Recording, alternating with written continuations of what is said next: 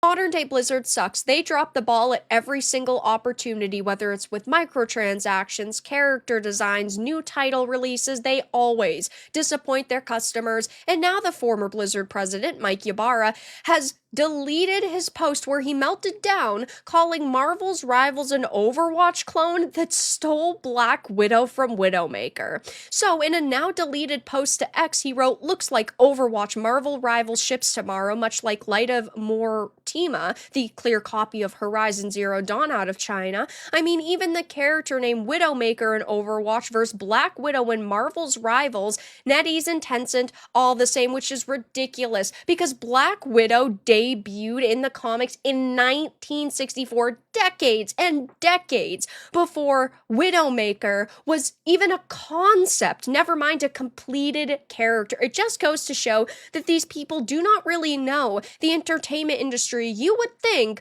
when you are creating a hero shooter, you would have understood kind of the inspirations behind a lot of these characters, and it's clear as day that Widowmaker was heavily inspired by Black Widow, and I don't necessarily think that that is a problem, but to have the former Blizzard president sit here and trash a game because he's claiming that they stole a character kind of template with the abilities and the design is mind-boggling. Now, he did actually delete it because he realized how wrong he was, but he did try to double down, saying if you like Overwatch, you might like it. And then he tried to say he worded it poorly.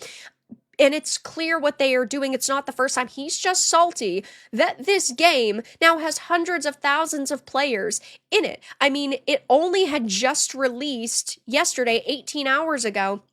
So I'm sure these numbers are going to be pumped up over the weekend, but it peaked at 444,000. A Friday afternoon, it's got 349,000 people in game. I think it's going to go well over 600,000 over the weekend, and people are really enjoying it right now. Yes, it is very similar to Overwatch. Some of the characters do feel like copy and paste, but there's 35 heroes at launch, which is insane. And they're all free. You don't have to unlock them. The only thing you swipe your credit card on is new costumes and outfits. But to top that off, they did something amazing with this game. And that is that if you buy a season pass and it takes you 3 years to get through it, that's fine. It's not like you lose out on that season pass, that battle pass, and that reward. You could take 2 years to complete it, and then you'll get your items, which is fantastic. There's not that like fear of wasting your money, so you have to be in game at all times whenever you have free time.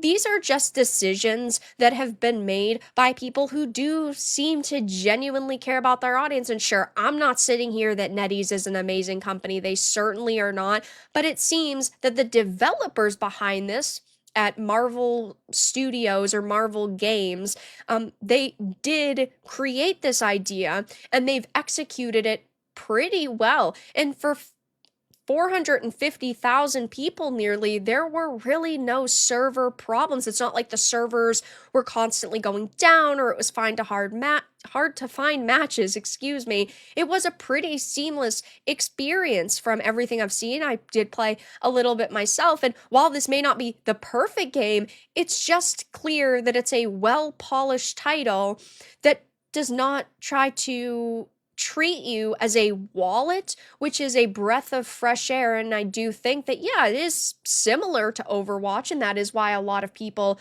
are giving it a chance.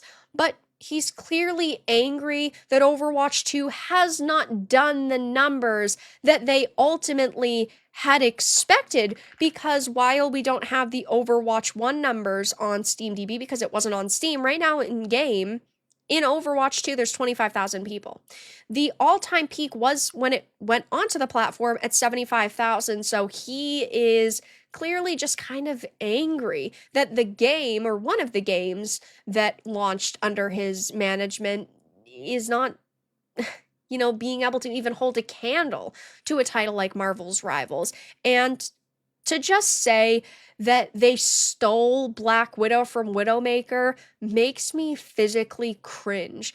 This is why gamers constantly say we want companies ran by gamers. I understand you have to have financial individuals, people who are looking over the company's statistics all the time, but the presidents of companies should be individuals who understand entertainment in totality.